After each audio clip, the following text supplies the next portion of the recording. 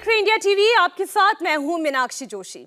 ऋषि वाल्मीकि ने रामायण में लिखा है, रामो विग्रहवान धर्मः, यानी राम धर्म के मूर्त स्वरूप है। आप ये पूछ सकते हैं कि फिर धर्म क्या है? लक्ष्मण सूरी अपनी रचना में ये कहते हैं, जिनके हाथ में दान, पैरों से तीर्थ यात्रा, भुजाओं में विजय श्री, वचन में सत्यता, प्रसाद में लक्ष्मी, संघर्ष में शत्रु की मृत्यु, ये है राम के गुण।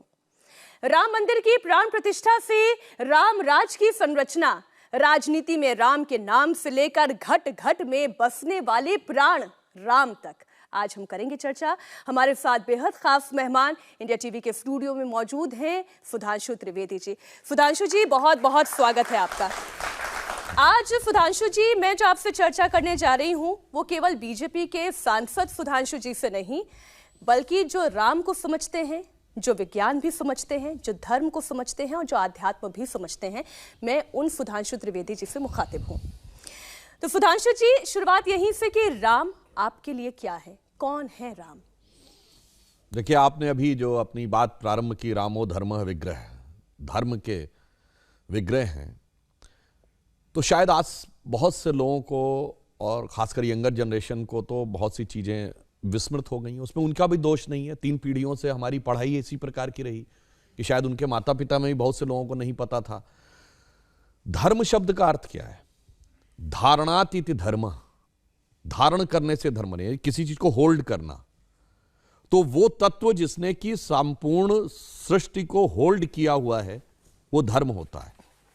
जैसे हमारे यहां धर्म ये नहीं है जिसको आप हिंदू मुस्लिम सिख ईसाई कहते हैं। हमारे यहां धर्म ये है, सूर्य का अपना धर्म है कि वो निकलता रहेगा, पृथ्वी का अपना धर्म है कि वो चलती रहेगी, ऋतुओं का अपना धर्म है। उसी प्रकार राम क्या है? राम शब्द का संस्कृत में जो उत्पत्ति है वो रम धातु से है। जो रम हिंदी, संस्कृत और अधिकांश भारतीय भाषाओं में यह प्रयोग होता है। रमने का अर्थ होता है सेटल होना। आपने शब्द सुना होगा ना, रमता जोगी, रमता जोगी बहता पानी। बहुत मन रम रहा है इसमें, लोग कहते हैं बहुत रमे हुए हो इसमें। रमणीक स्थान यानी वो चीज जिसमें आप सेटल हो जाएं।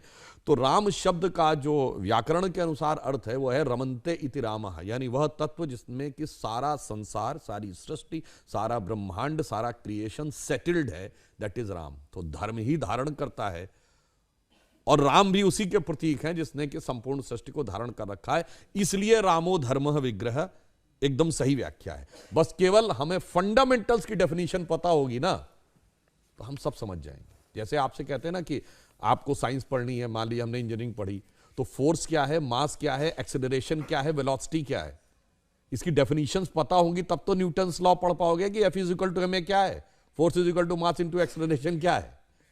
ठीक, तो उसी प्रकार धर्म और राम दोनों की शाब्दिक व्याख्या समझ लीजिए तो उनकी परमार्थिक व्याख्या क्या है, इसका आभास आपको स्वतः लग जाएगा। धर्मो रक्षति रक्षिता, हम सुनते आए हैं, समझते आए हैं।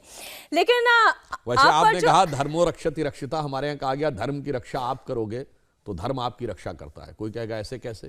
अब आपको बता रहे हैं, अगर आपका धर्म यह है कि सड़क पर लेफ्ट साइड चलना है, सब अगर लेफ्ट साइड चलेंगे ट्रैफिक में कोई प्रॉब्लम नहीं आएगी। आप इधर उधर करना शुरू करेंगे, 2, 4, 5% लोगों तक तो ट्रैफिक चलेगा। अगर हर व्यक्ति अपना धर्म छोड़ देगा, सारा ट्रैफिक वहीं रुक जाएगा। Nobody is following.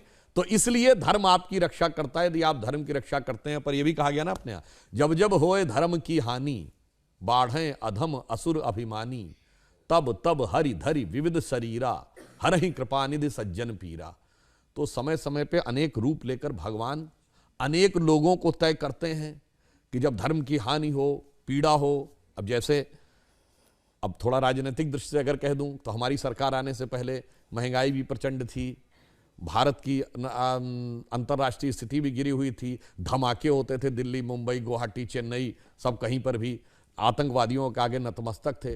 तब शायद भगवान जी ने किसी को नियति के रूप में चुना, तो हो सकता मोदी जी को ही चुना हो कि भैया आप आइए और उसके बाद ये जितने भी लोग हैं जिन्होंने देश को कष्ट दे रखा है, उस कष्ट के निवारण का माध्यम बनाए। हम तो ये कहते हैं माध्यम बनता है हर व्यक्ति। तो हो सकता है कि भगवान ने मोदी जी को इस चीज का माध्यम बनाया। जैसे विपक्ष ने ये कहा है कि आपने राम को माध्यम बना लिया है चुनाव का, आपने राम को कैंडिडेट बनाकर चुनाव में उतार दिया है। देखिए, जो लोग इस प्रकार की बात कहते हैं वो भूल ही जाते हैं चुनाव कब शुरू हुए। 1952 में हुआ ना पहला चुनाव, और श्री राम लला कब प्रकट हुए? 22-23 दिसंबर 1949। चुनाव का तो विषय ही नहीं था। और जब वो हुए तो उनकी सबसे पहले पूजा अर्चना किसने की थी? योगी आदित्यनाथ जी के गुरु महंत अवैधनाथ जी के गुरु महंत दिग्विजयनाथ जी ने। अब भैया हमारी तो पार्टी क्या मन में बनी?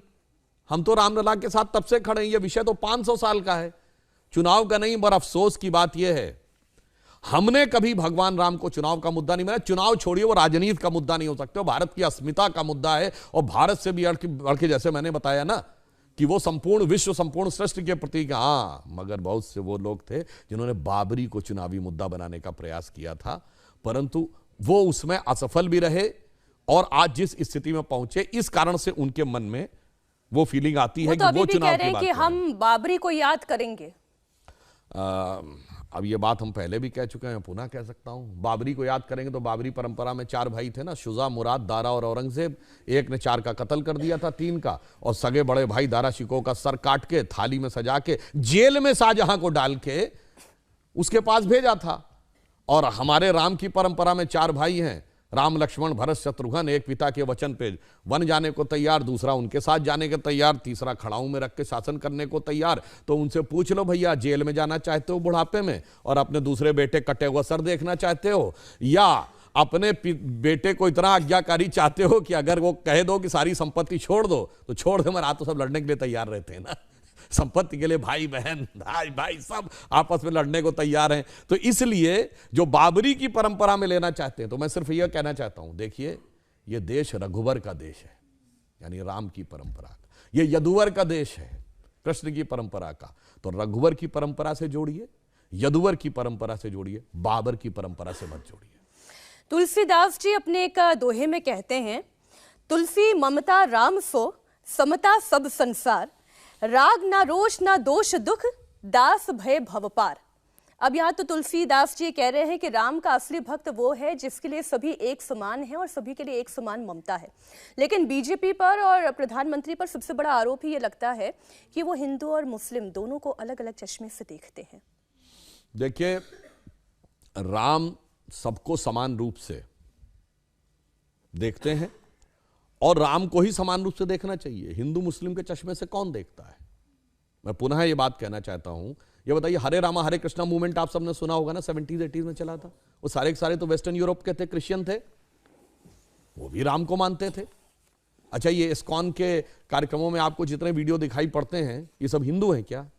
मजे की बात यह है, राम को मानते भी हैं।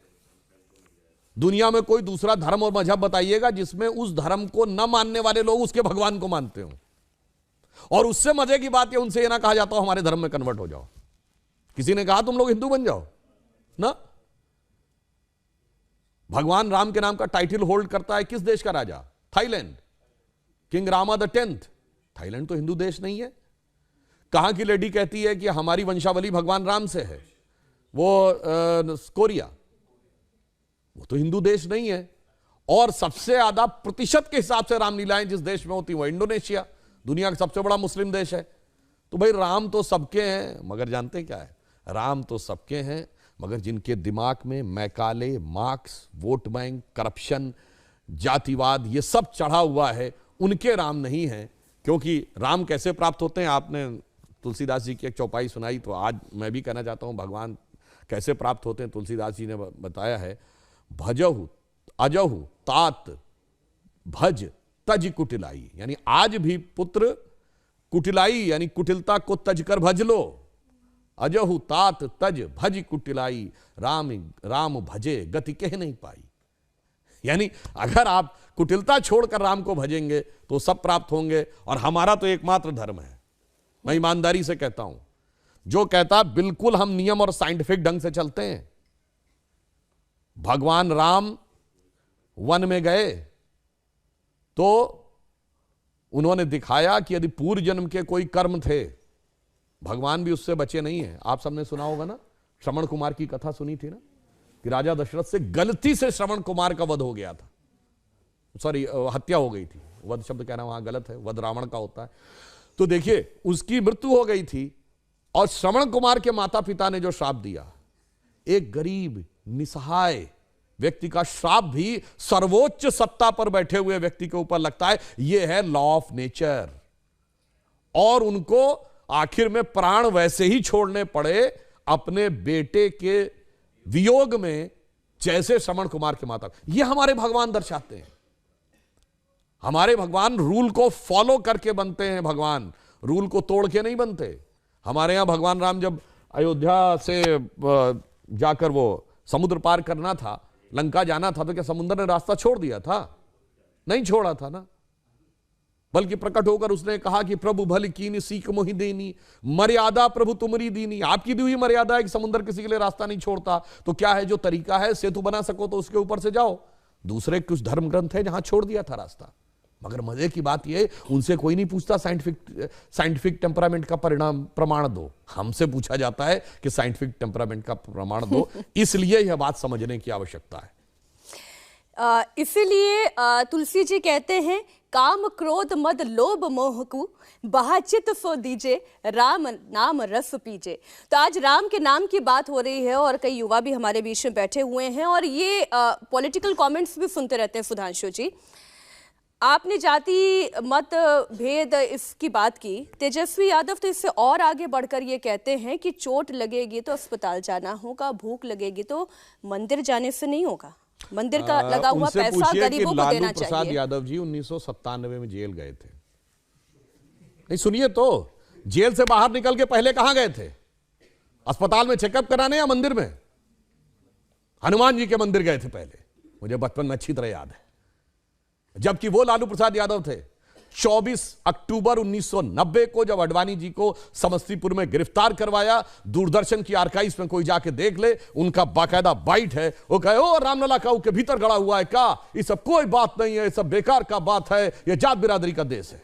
ये बोलने वाले लालू प्रसाद यादव जी जेल से निकलकर सबसे पहले मंदिर में गए थे। तेजस्वी जी अपने पिताजी से पूछ लीजिए, और वो भी मैं अंतर बताता हूं। हर चीज की आवश्यकता अलग है। जैसे आपको भोजनालय में रोज जाने की जरूरत पड़ती है, मगर आप ये नहीं कहेंगे कि भूख लगती है तो अस्पताल नहीं जाओ। आप कहते हैं भूख लगती है भोजनालय जाओ। मगर अस्पताल की जरूरत कई वर्षों में एक आध बार पड़ती, पर वो जरूरत बहुत गंभीर होती है। आपको एक टाइम भोजन नहीं मिलेगा तो कोई फर्क नहीं पड़ेगा, एक दो दिन तक भोजन भी नहीं मिलेगा तो भी आप मर नहीं जाएंगे। परंतु अस्पताल की जब जरूरत पड़ेगी, अगर एक घंटे की भी देरी हुई तो आपके प्राण के लिए संकट उत्पन्न हो सकता है। क्योंकि अस्पताल भोजन से ऊपर है, उसी प्रकार मंदिर अस्पताल से भी ऊपर है। यह आपके अंदर की जिस चेतना की अभिव्यक्ति करता है, उसकी जीवन में एक आध बार जरूरत पड़ती है, पर वो जरूरत आपके शरीर की आवश्यकता से ऊपर होती है। हो सकता है कई जन्मों में एक बार जरूरत पड़े। परंतु अब मैं बताना चाहता हूं तेजस्वी जी के लिए भी, हम सबने बचपन में एक वो इंग्लिश की कहावत सुनी ना, if wealth is lost nothing is lost, if health is lost something is lost, if character is lost everything is lost. तो वेल्थ, ये सब तो दल खैर वेल्थ के ही चक्कर में पड़े हुए हैं। ये गरीब गुरबा का परिवार था ना, आज फार्म हाउस भी है, मॉल भी है और ये भी है, जबकि 30 साल से ना किसी ने नौकरी की ना किसी ने बिजनेस किया है। ठीक, चलिए, wealth is lost nothing, health is lost something is lost, यानी हेल्थ वेल्थ से ऊपर है। अब क्या कहते हैं, अस्पताल में हेल्थ का निदान होता है, and character is lost everything is lost, और मंदिर में चरित्र का निर्माण होता है। इसलिए वो चीज उससे ऊपर है, परंतु उसको समझने के लिए भी उसी प्रकार की दृष्टि चाहिए।